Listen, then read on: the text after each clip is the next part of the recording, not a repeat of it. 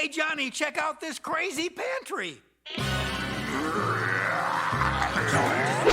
Like it's the ghostly gardener. What the? Put down the pitchfork.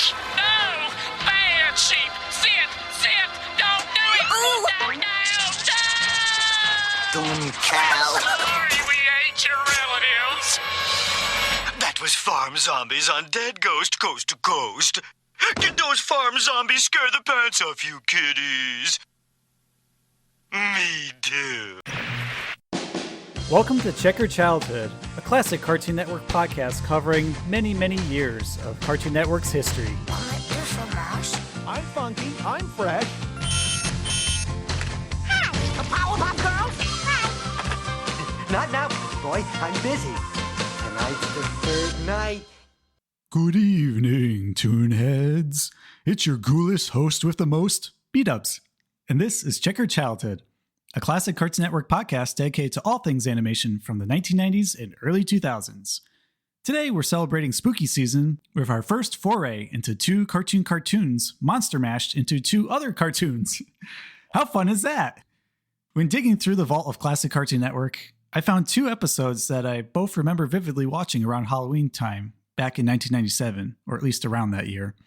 Bravo Dooby-Doo from Johnny Bravo Show, and Halloween with Dead Ghost Coast to Coast from Cow and Chicken, respectively. Like our previous comparison episodes, this will take multiple factors into consideration in determining which is the better episode worth viewing, or, if you're a fan old enough to remember, revisiting once more. Let's size up the scares, shall we? Wait a minute. Why'd the lights go out? Well, you can't see me anyways, but let me get a flashlight to set the mood so I can read my notes in this dark, ominous bedroom of mine. So the episode info for these two episodes are as follows. The air date for Bravo Dooby-Doo is July 21st, 1997, while the air date for Halloween with Dead Ghost Coast to Coast was originally October 31st, 1997, but was later pushed to January 20th, 1998 due to delays with production. Bravo Dooby-Doo was written by Michael Ryan, while Halloween with Dead Ghost Coast to Coast was written by Richard Purcell. Bravo Dooby-Doo was directed by John McIntyre, of Kitchen Casanova fame actually. And, as you'd expect, Halloween with Dead Ghost Coast to Coast from Cow and Chicken was directed by David Feast, with the animation being directed by Robert Alvarez. So let's compare and contrast through some categories that I thought were fitting for these episodes. Let's begin with story, the most obvious one. In the beginning of Bravo Dooby-Doo, Johnny's car breaks down while on his way to visit his Aunt Jebediah, who lives in a spooky Victorian house past the haunted woods. Luckily, Johnny isn't completely stranded. A particular groovy van stops by to offer him a lift. It's none other than the Scooby-Doo gang, who just happen to be looking for a new mystery to solve. Hi there. My car just broke down and I was wondering if you guys could give me a lift. I'm on my way to visit my Aunt Jebediah and I'd sure hate to be late.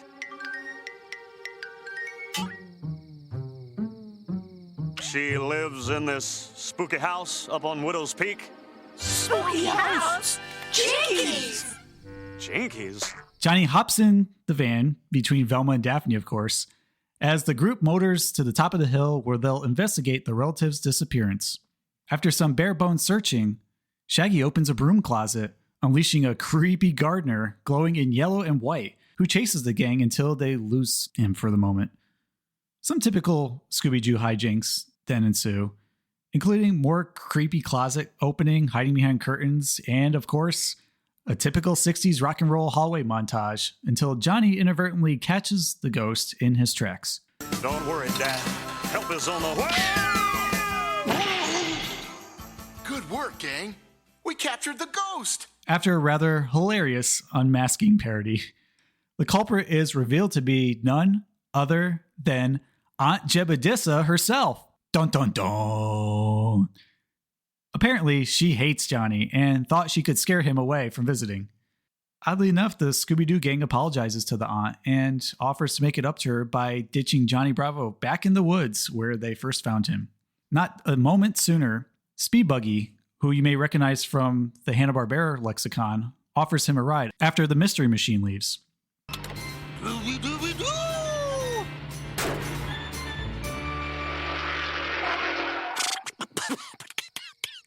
Hey, pal, hop in.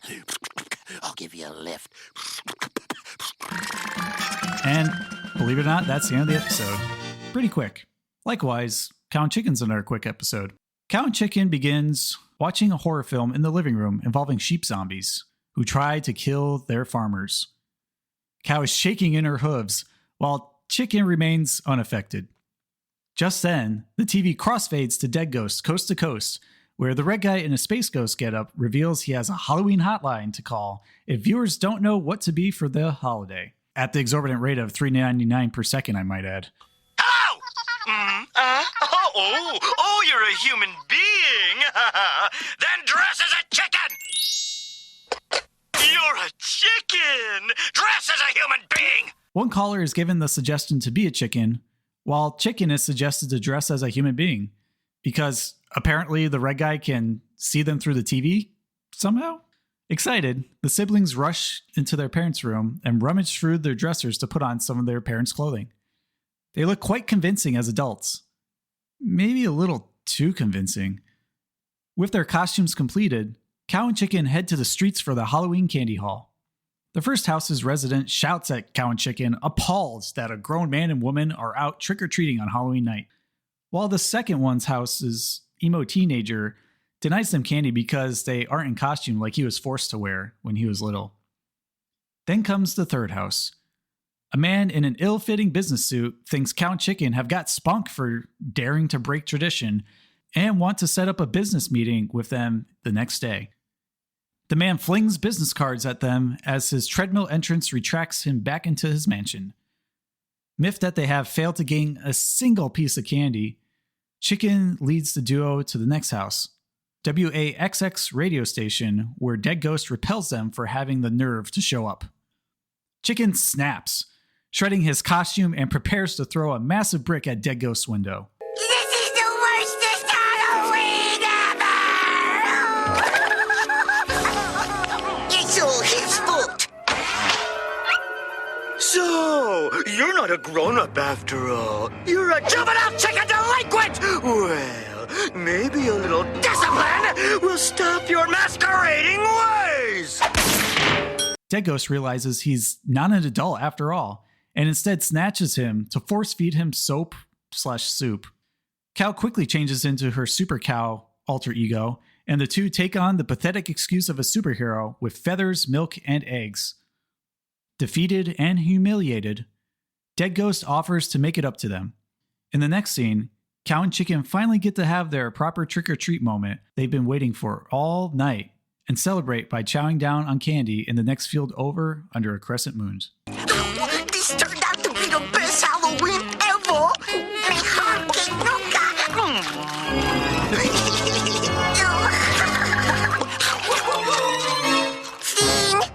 I'd say between these two stories, it's hard to tell which one is better. I really like the pacing of the plot for Bravo Dooby-Doo. It's got a lot going for it. But Cow and Chicken is very traditional Halloween, and having them dress as humans is quite a unexpected surprise, as well as the red guy dressing up as Dead Ghost. So I'm going to give it a tie. I like them both for their theming, especially. Moving on to category 2, we have villains. For Bravo Dooby-Doo, of course, we have the ghostly gardener, who is played by Aunt Jebediah. She uses a rake, hoe, weed whacker, and wheelbarrow all to chase and terrorize Johnny and the Scooby-Doo gang all around her mansion.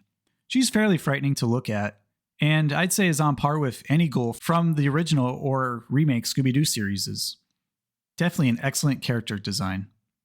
Meanwhile, Dead Ghost seems more like a parody than an homage to Space Ghost. Red Guy dons the outfit fine enough, but some details are missing and instead has Dead Ghost written on his white spandex just in case the viewer didn't get the memo about his outfit. While I thought it was amusing, the red guy had to tape his horns back to make himself look convincing as Space Ghost. The outfit itself just barely holds up. He didn't even have the red communication emblem or zap anyone with his armbands, so lame. I think it's easy to see which one wins this category. I'm going to give it to the Ghostly Gardener from Bravo Dooby-Doo. So it brings our total for Johnny Bravo number 2, Cow and Chicken 1.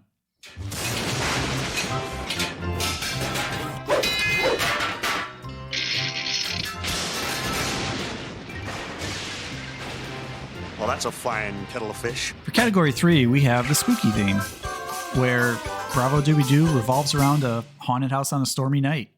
Pretty straightforward, textbook, haunted Halloween tropes. It's typical Scooby-Doo fare, but the exception for Johnny Bravo's universe, so it makes it a little bit more interesting that it deviates from the usual daytime of Aaron City on the show. Nothing too scary here outside of the atmosphere or really the main villain lurking in the Victoria Mansion. But I'd say these elements are enough to set the tone for the episode and reel you in. As for the Cow and Chicken episode, Halloween with Dead Ghosts Coast to Coast, it doesn't get any spookier than Halloween. Though I'd love to see dozens of kids trick-or-treating in the backgrounds while Cow and Chicken are searching for houses to collect their candy. I enjoyed it being a holiday episode proper. Dead Ghost / the Red Guy unintentionally lends himself to the theme too, as he's both portraying a devil and a ghost. So I got to give him points for that. Plus, there's the Farm Zombies film playing at his TV station for Cow and Chicken to be scared of. So I appreciate the nod to horror movie marathons too that many of us like to enjoy during the holidays. I'm going to say between these two, I'm going to give it to Halloween with Dead Ghost Coast to Coast. So that brings the total Johnny Bravo 2, Cow and Chicken 2. I just like the Halloween theming a little bit more, and Bravo Dooby-Doo's more like bare bones spookiness. I wonder who lives here. Yes. Category number 4, we have effectiveness of the crossover. I'd say after viewing both episodes, the Bravo Dooby-Doo one is very effective. Like, it just seems spot on with how the character designs are, the voice acting is, even the silly plot and the tropes that you all know from Scooby-Doo. If you've seen it on Cartoon Network as well, they're all here. Like, Johnny Bravo just was seamlessly cut and paste into a Scooby-Doo episode and didn't even skip a beat. So I really love how just effortless this episode feels for the crossover. There's no friction. There's no weird dialogue that seems conflicting. So yeah, it's really good. Conversely, I'd say that Halloween with Dead Ghosts Coast to Coast is not that effective. I mean, it's got good Halloween theming and all, but if we're talking about how it represents Space Ghost Coast to Coast, it doesn't really do it for me. And I was a fan of it when I watched it growing up. And Red Guy's costume just doesn't really fit accurately to Space Ghost. That kind of bothers me a bit. And same with his studio too. It just looks like a oversimplification of his studio from the actual show. But I do like there's a bug sitting there at his own little kiosk at Dead Ghost Coast to Coast studio, who's representing either Zorak or Lokar from the original source material. So I got to give it at least a little credit for doing something. But either way, I wish the use of the other show's iconography was just far more prominent than what they gave us. And for that reason, I'm going to give the point to Bravo Dooby-Doo, bringing the total for Johnny Bravo 3 and Cow and Chicken 2. Moving on, we're going to talk about the music real quick.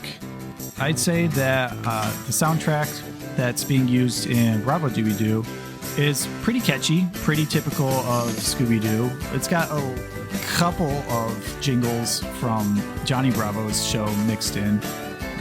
And I'd say like the 50s music, rockabilly stuff from Johnny Bravo blends pretty well with the groovy 60s music that you'd hear in typical Scooby-Doo episodes. I mean, there's plenty of psychedelic guitar riffs. There's little curiosity jingles and stingers whenever villains come out. It's really well seasoned with these musical accents, I'd say. So I liked it. As for Halloween Dead Ghosts Coast to Coast, again, it doesn't really do much to elevate the typical Cow and Chicken formula. You hear the standard suburban instrumentals and dramatic stingers that you hear in other Cow and Chicken episodes, but you don't really get much Halloween specific music. And I wish they just did a little bit more in terms of bringing the spooky atmosphere to make us really feel like it's a Halloween episode other than just looking at the title card and getting the memo. It could have benefited from on-theme music, especially during the trick-or-treat scene, so at least we can transition from the normal suburban music to the holiday theme when they're out and about town. So, yeah. Johnny Bravo, of course, gets the point again here, bringing the total for Johnny Bravo 4 and Count Chicken 2.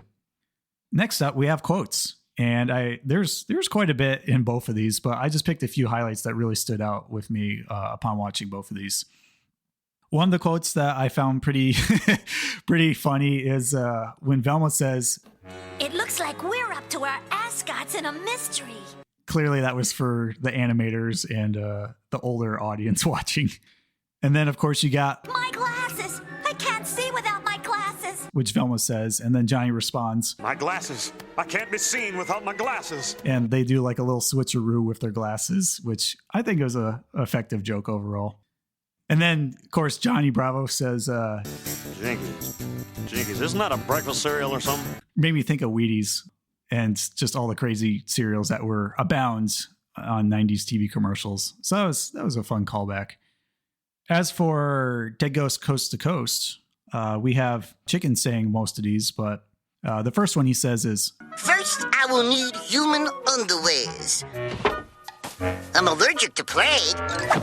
And this is in reference to Chicken rummaging through his dad's dresser to look for clothes to dress up as his dad for Halloween. And he pulls out some briefs, and then he pulls out some really garish looking green and pink bloomers, which I don't even know why those are in there in the first place.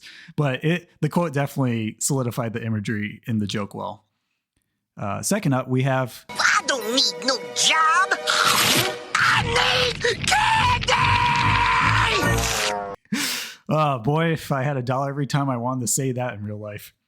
It seems fitting too, because all he got was business cards from that Ted Turner knockoff in the episode, and rightfully so. He's a kid. He's trick-or-treating. He wants candy. Give him some candy. And lastly, this one I got from Dead Ghost himself. He mentions this when he opens the door to Count Chicken in costume. Well, if it is an ultra-normal man, an ultra-normal woman, the unemployment office is around the corner. And then slams the door shut. I mean, that was pretty rough for them, considering he caused the problem that Count Chicken experienced with, not being recognized as trick-or-treaters. So that one stung a little bit deeper than the others. In terms of who had the better quotes, it's a tough one. I think I'm going to give it to Halloween of Dead Ghost Coast to Coast because they're slightly more edgy and the Halloween stuff is pretty fun. I mean, I'm allergic to plaid, particularly hits with me because I'm used to wearing plaid shirts a lot. So I find them more goofy and off kilter than the Johnny Bravo ones, which just seem more standard with their formula, which is okay. With that extra point for Dead Ghost Coast to Coast, we have Johnny Bravo with 4 and Count Chicken with 3. And as a final bonus category, would you say either are rewatchable today? For Bravo Dooby-Doo, I'd say so. I mean, if you love Scooby-Doo or Johnny Bravo in general, it's a fun, faithful crossover for both shows. The ending is a bit kind of shoehorned in, and I didn't really like how Aunt Jebediah rallied the Scooby-Doo gang to turn on Johnny. That never sat well with me, even as a kid. But I'd say the rest of the adventure is very much on point. It's tight, it's got gags, it's got music, it's got everything you want from Scooby-Doo. It's got Johnny's silly, sometimes even offensive pickup lines, and that's all you can ask for both shows. Just simply putting one and one together. As for Count Chicken with Dead Ghost Coast to Coast, I mean, it's okay, but it's not as fun as I originally remember it being when I first watched it. Everyone looks a bit off in their costumes, particularly, Cow Chicken, the red guy, no one else dresses up here. So it isn't something I look forward to viewing every Halloween, or even in general, unless I'm just feeling nostalgic for Count Chicken. But if it's included in a Cartoon Network themed marathon, I'd probably sit through it at the very least. And I think, considering my enthusiasm is pretty apparent, I'm going to give the point to Johnny Bravo. And that brings the grand total for Johnny Bravo 5, Cow and Chicken 3. Meaning, if you're going by points, Bravo Dooby-Doo is the winner of the spooky crossover comparison episodes. Well, Mr. Bravo, I guess that leaves us with the kitchen. Come on. Why do I have to get stuck with Jughead? And I'd say it's overall the better episode too. It came down to the crossover effectiveness and the music for me. And while it may not necessarily be a Halloween episode per se, the beauty of this one is that you can watch it any time of the year and still have a lot of fun. The Cow and Chicken one, however, is a bit more specific. So unless you're a diehard fan of the show, or just love seeing Space Ghost Coast to Coast references and pop culture TV out of the blue, it serves a very niche purpose. How about you, ToonHeads?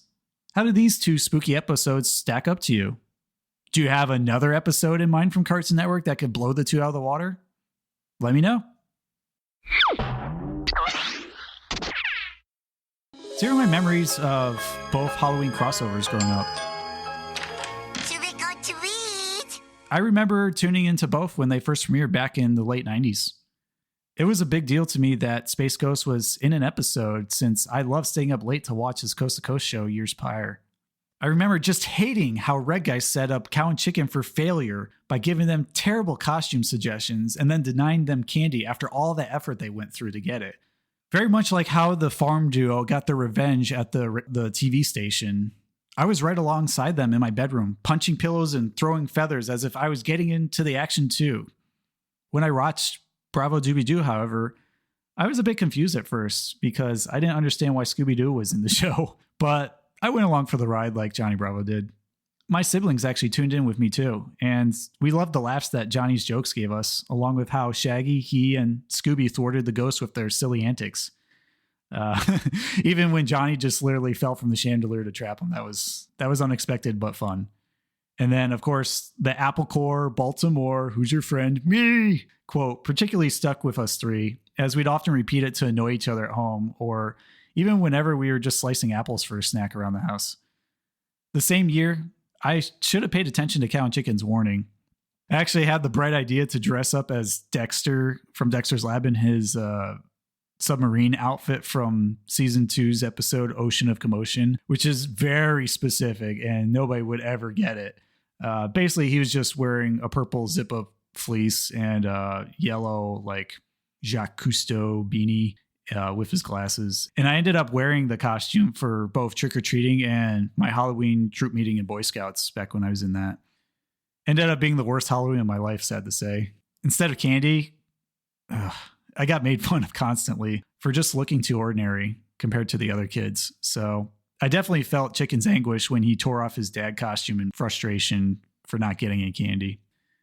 Thankfully, though, I've had better Halloween since then, but the memory still lingers once in a while whenever I think about the holiday season.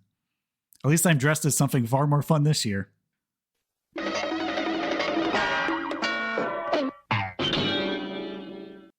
So if everything being said in this episode today, why exactly do crossover episodes matter? Crossovers are a dime a dozen in modern day children's media.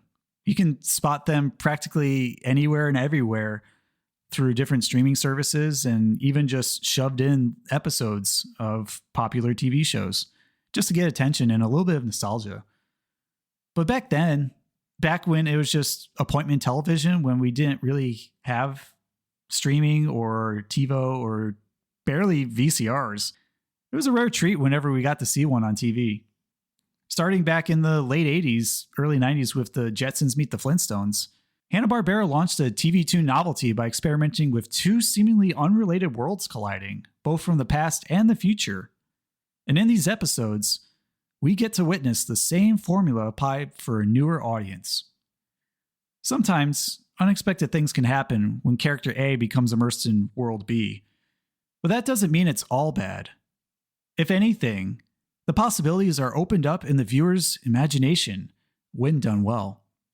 When they're not, however, the theatrics and references tend to fall flat on their face.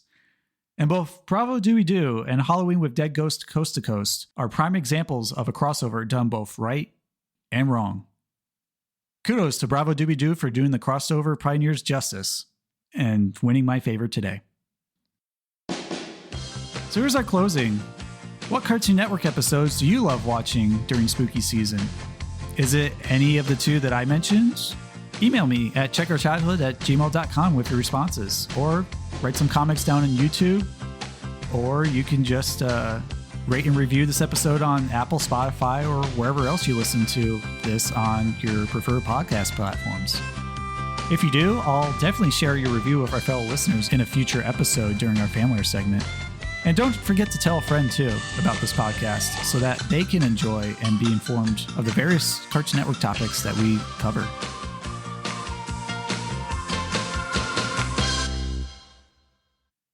All right, check in next time when we visit another Cartoon Network legend, one whose longevity and versatility has cemented his pillar among Cartoon Network greats. Who will it be exactly? Hint, he loves science and samurais. You'll just have to listen to episode 21 to find out for sure. As always, thank you, fellow ToonHeads, for being here today. It truly was a joy to share these spooky, terrifying, candy-filled checkered childhood memories with you. And hope, like best friends, we'll do it again soon. Zoinks! I think it's time to get out of this spooky house while the getting's good, because I feel like if I don't, there might be a haunted weed whacker or something that will cut my head off. Ugh. Have a spooktacular evening, my friends. Until the shadows of night fall away from the light, I'll check you next time.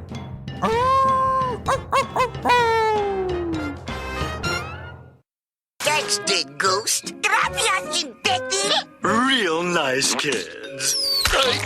Now, let's see who the ghostly gardener really is. Bigfoot?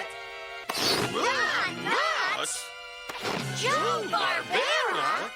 Who's that?